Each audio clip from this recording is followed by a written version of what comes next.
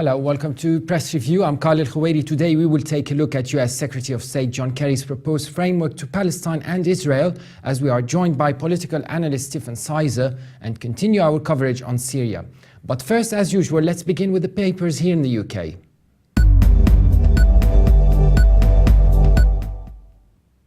The Guardian leads its front page reporting that the family of Mark Duggan, whose death sparked the Tottenham riots, were left devastated yesterday as an inquest jury found the marksman's decision to open fire lawful. The paper also reports on Liberal Democrats seeking a major overview of surveillance and security and features former Premier League star Thomas Hitzberger, who has announced he is gay.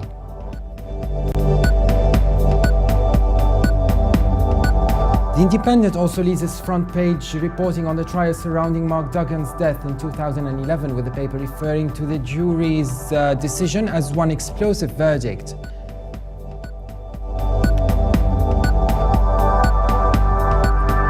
And the Telegraph leads its front page reporting that senior number 10 advisor Nadeem Zahawi has attacked planning reforms for causing pain to local communities across the country. The paper also reports on Professor Sir Hugh Strachan, one of Britain's leading military thinkers, who says that Britain bungled its involvement in Iraq and Afghanistan and is guilty of strategic failure over Syria.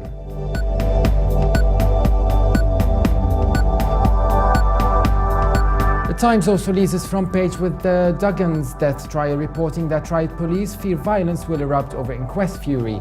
The paper also reports that visas for overseas millionaires will be auctioned to the highest bidders or sold in exchange for donations to hospitals and universities, under proposals by the government's official migration advisors. Now let's take a look at the top stories in the Middle East. As Palestine and Israel's 9-month deadline for peace talks approaches, let's take a look at what is in today's press. Dawood Kuttab, writing for Al Monitor, says Israeli leaders are offering conflicting statements on the peace negotiations with the Palestinians. In his article, Israel appears disoriented on peace talks. Kuttab says multiple reports 2 weeks before US Secretary of State John Kerry's 21st visit to Palestine and Israel focused on a new Israeli concern: unorganized and uncoordinated acts of violence, with the Palestinian government being successful in helping stem organized violence against Israel. However, when Kerry arrived with his newly formulating bridging proposal for a framework agreement, the Israeli leadership made a sudden U-turn. Standing next to the top US diplomat, Israeli Prime Minister Benjamin Netanyahu launched a strange and unwarranted attack against Palestinian President Mahmoud Abbas over embracing the released Palestinian prisoners. Netanyahu also went out of his way to repeat the Israeli broken record, criticizing the incitement of violence and the embracing of terrorists. Kuttab adds that the attack by Netanyahu also was paralleled by a call for change in the Palestinian leadership by far-right Israeli Foreign Minister Avigdor Lieberman. Both brought a quick response by Chief Palestinian negotiator Saeb Erekat, who considered the attacks a prelude to the possibility of Israel killing Abbas. Kuttab notes that while this preemptive attack was a classic example of Israeli spin, confused reactions by Israelis followed in the days that Kerry spent in the region. Lieberman, who's advocating for the transfer of Palestinian towns in Israel in exchange for Jewish settlements in the occupied territories, suddenly noted that Kerry's offer was the best Israel will get. On the Israeli presence in the Jordan Valley, the Israelis also spoke in double talk. However, according to Kuttab, the most confusing backtrack on an oft-repeated position was what Netanyahu said about the issue of a Jewish state. The Israeli Prime Minister had repeatedly insisted on two conditions for accepting a two-state solution: that Palestine be a demilitarized state and that the Palestinians recognize Israel as the national homeland for the Jewish people. Speaking in a closed session of the Knesset, Netanyahu was quoted as downplaying the Jewish issue. Kuttab emphasizes that the US-sponsored framework draft agreement appears to have shaken up Israeli society. The confusion and contradictions are compounded by the fact that Netanyahu's Likud faction in the Knesset is pushing for more radical positions, including the annexation of the Jordan Valley, an act that would not destroy the present peace talks but also cause major problems between Israel and Jordan.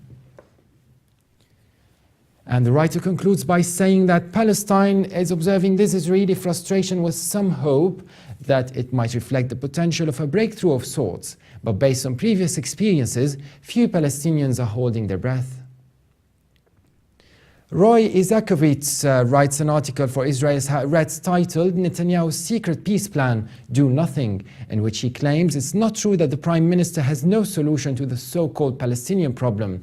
There's plenty of posturing, sloganeering and self-delusion. Isakovits says, I don't believe that John Kerry's mission will accomplish anything other than finally proving that the United States is unable to be an honest broker in the Israel-Palestine dispute and should drop the charade.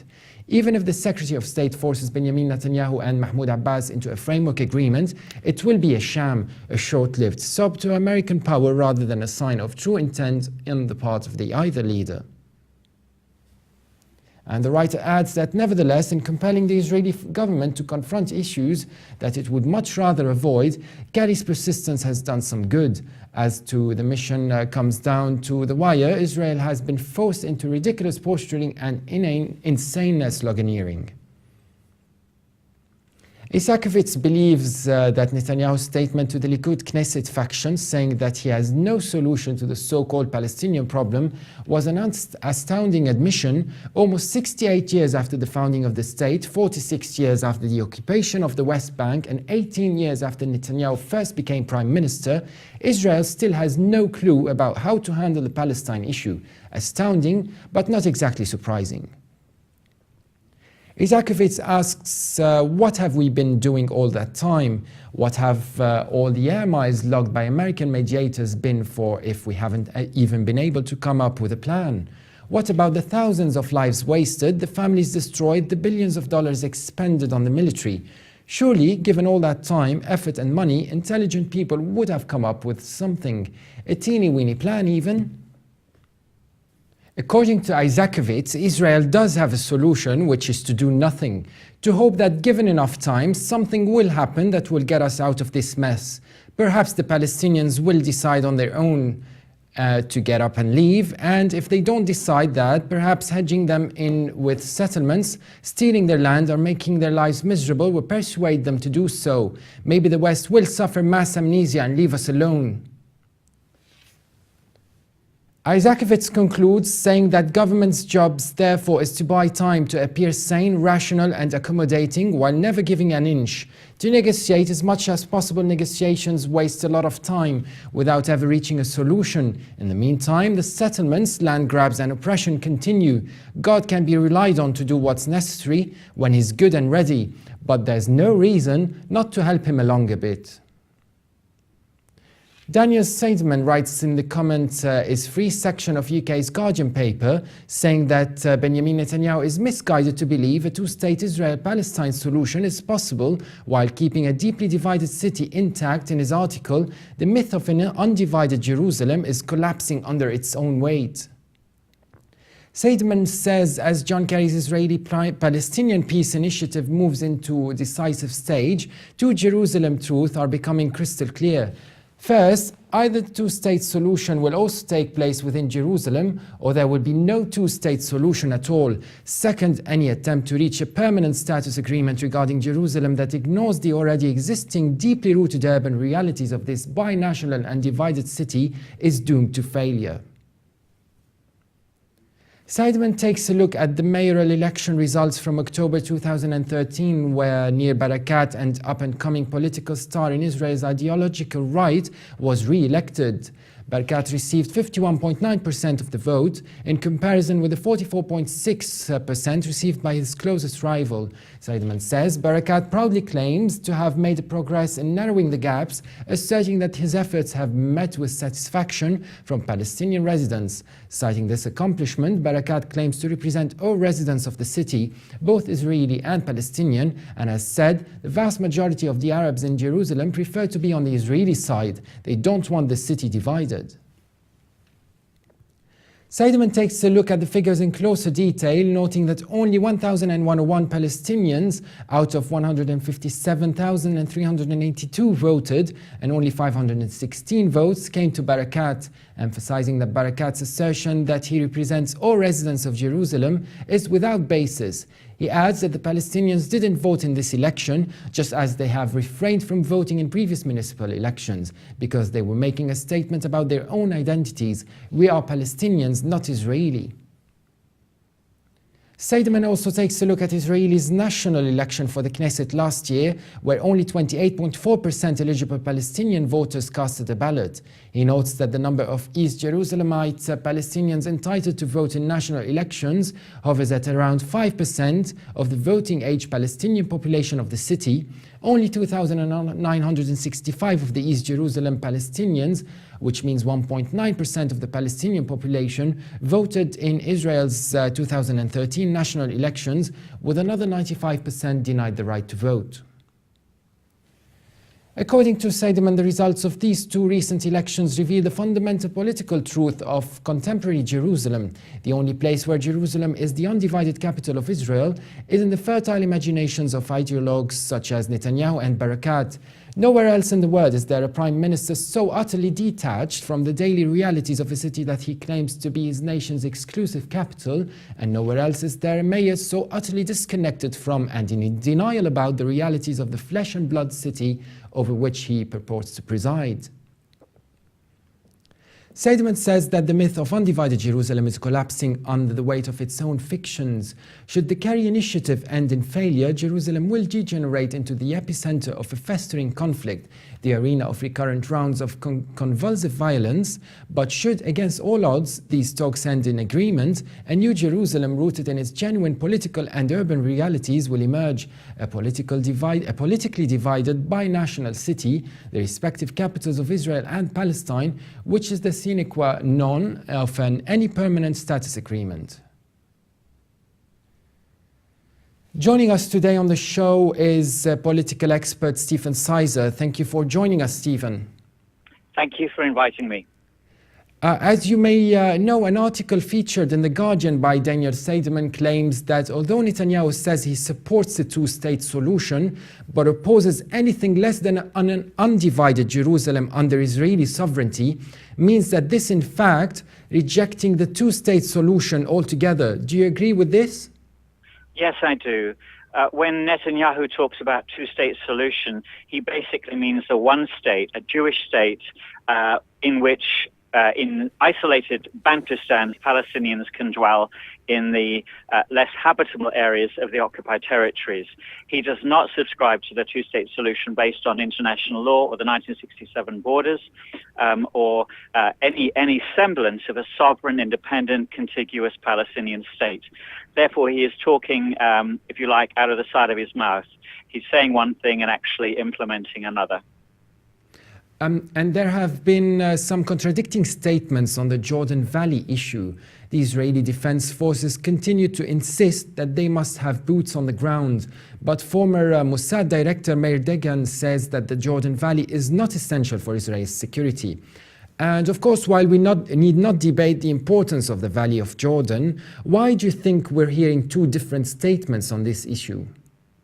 Well, because there's an internal debate within Israeli society as to what to do with the land. The Jordan Valley has already been annexed. There are no Palestinians living in the Jordan Valley, apart from in Jericho. Palestinians cannot enter the Jordan Valley without permission. So, in effect, the Jordan Valley is now part of the State of Israel, although it's not publicly acknowledged as such. I don't believe Israel has any intention of vacating the Jordan Valley because it gives access to the water of the Jordan River and the most fertile land in the occupied territories. What they're concerned about is the eastern border of any future Palestinian state in the upper hills of Samaria, and they're concerned about retaining total control of the international border with Jordan. So if we look back over the last 20, 30 years, we see that the progressive expansion of the settlements into the Jordan Valley and the denial of Palestinians access to their farmland and to their historic rights. So any contradiction or ambiguity in the statements made by the Israeli military or politicians is a smokescreen, because their intention has always been very clear: to minimize the number of Palestinians in the occupied territories and maximize the Jewish presence there. So my fear is that the Israeli state will annex the entire Jordan Valley and allow a Palestinian presence in the upper hills of Samaria, isolated urban areas, Nablus, Jenin, Ramallah, Tulkarm, Hebron, and Bethlehem, but take the bulk of the land into their own state. You said, Stephen, that you have a fear that they might annex the valley. Would you be able to elaborate more on why is this a fear, in your opinion? Well, my fear is that it further puts another nail in the coffin of any future Palestinian state. What the Israeli Zionist leadership is offering the Palestinians is not statehood. It is not independence. It's not sovereignty, not contiguity. It's not viable. And therefore, the Palestinian leadership must not accept it. They must not take the carrot because it's poisoned. The Jordan Valley is part of Palestine and must not be given up for the semblance of a rump state that is not viable and is not independent. Israel is retaining access to the water, it's retaining access to the air, and would ensure that any Palestinian state in the occupied territories would be demilitarized, would have no access to military hardware that might threaten the state of Israel. So we must resist attempts to foist a form of two states on the Palestinian leadership.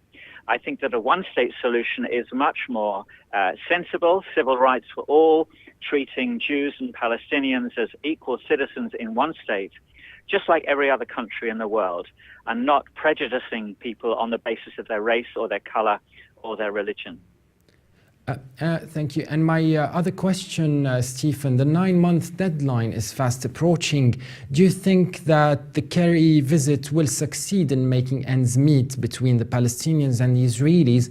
And will Prime Minister Netanyahu cooperate fully now that the US has sealed the interim deal with Iran in Geneva? So do you think that will affect his will and his availability to cooperate with the US? No, I don't. I think that Kerry will cooperate fully with Netanyahu. It's entirely the other way around. Netanyahu sets the terms. We should not be surprised if the very day that Kerry lands, the Israelis announce further expansions of their settlements.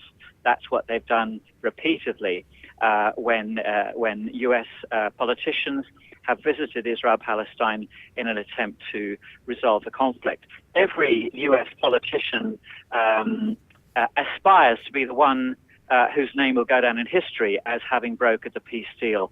But Kerry stands no greater chances than any other former US politician who's attempted the same, unless the conflict is resolved on the basis of the rule of international law and a multilateral solution brokered through the United Nations, not by the US or any other individual country. So I'm not optimistic about the visit of Kerry. It'll be a photo opportunity. Promises will be made. Everyone will be polite, but Netanyahu will get his own way, and we will be no closer to resolving the conflict. Thank you very much, Stephen Sizer. Thank you very much. Thank you. Thank you. Bye-bye. Bye. That was political expert Stephen Sizer, who is also a pastor of the Christ Church. Now let's take a look at our top story in the Middle East.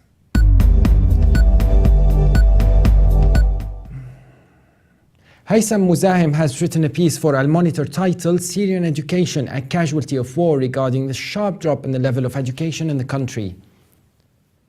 Muzahim says nearly 3 million children have been forced to quit their studies as the war has destroyed their classrooms, and many families were forced to flee the country. And in reference to a UNICEF study, he adds 1 out of every 5 schools in Syria has become unfit for use, as they have been damaged, destroyed, or are being used as shelters for the internally displaced. Moreover, in countries hosting Syrian refugees, between 500,000 to 600,000 Syrian refugee children are not enrolled in school.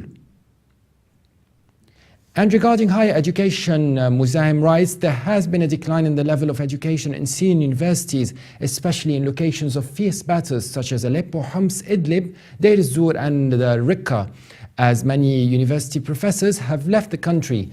In some of these universities, available lectures are now limited to graduate students. The author adds that low attendance has become an issue as a result of the dangers involved in traveling from home to university, as well as the increased costs of transportation and school supplies. Moreover, some students do not attend due to fears of kidnappings and killings, which have occurred repeatedly. Exams have replaced practical training and testing, which has had a negative effect on disciplines such as engineering, which require practical training.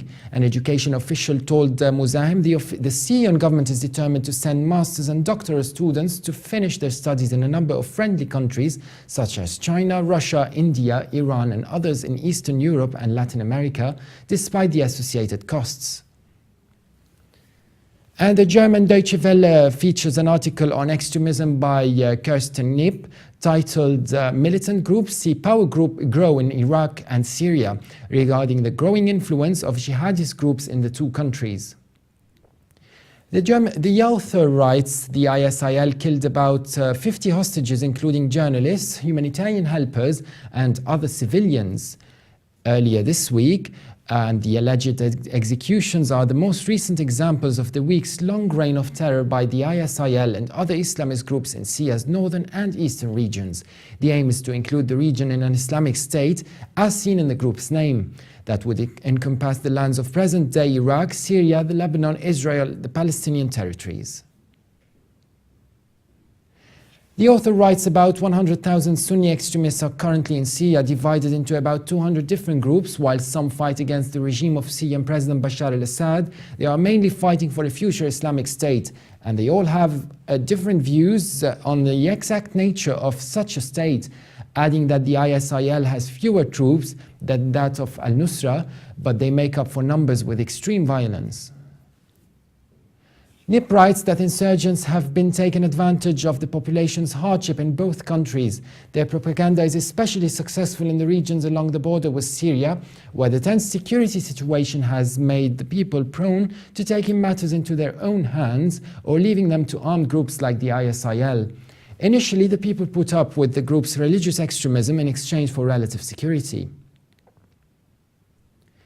The article also said the ISIL is steered from Iraq, where the insurgents expanded their power base over the past weeks. The jihadists seized the cities of Fallujah and Ramadi in Anbar province last week and have held them in a standoff with Iraqi army troops gathering outside the cities. And the Washington Post features an article by Loveday Morris titled Stretched Thin, Syrian Extremists Are Pressured. Morris writes that the Al-Qaeda in Syria was enjoying some dominance in recent weeks, but a series of stunning reversals in recent days has made clear that the militant group may be more vulnerable than it seemed, in part because its frequent kidnappings and attacks on fellow rebels have won it few allies. The author adds that while the ISIS appeared increasingly desperate, for now at least a coalition of more moderate Syrian rebels seems to hold the upper hand, a development that would come as a relief to Western governments that had become increasingly concerned about the gains made by the extremists. The author indicated the confusion surrounding various Free Syrian Army groups, saying, among those fighting the ISIS are groups formerly under the banner of the Free Syrian Army, whose Western-backed Supreme Military Council has been left with little influence over forces on the ground. One of the main groups, which calls itself Jaish al-Mujahideen, is a coalition of 8 Free Syrian Army groups that announced its formation Friday. And regarding the superficial initial success of the ISIS, Morris writes, the group's efforts to win hearts and minds through community outreach such as ice cream eating competitions and tug-of-war contests did little to mask its brutality, which included public executions and kidnappings. The writer adds frustrations brewed over intrusive religion-based laws dictating people's lifestyles, with angry residents staging scattered protests across rebel-held areas last week. Morris also added that the ISIS had isolated other groups, such as through its solitary approach, while the ISIS grip on cities such as Raqqa has always been tenuous, despite a slick public relations campaign that sought to emphasize the group's dominance. And finally, let's take a look at the top headlines in international papers.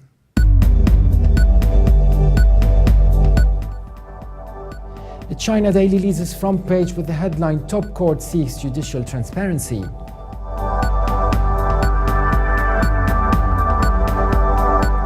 The International New York Times leads its front page with the headline, "For some, prison gets tougher."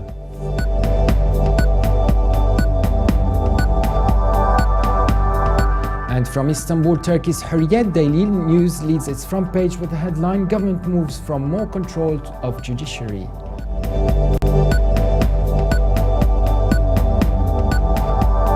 And finally, the UAE's Khaleej Times leads its front page with the headline, "Plans to stabilize rental increases."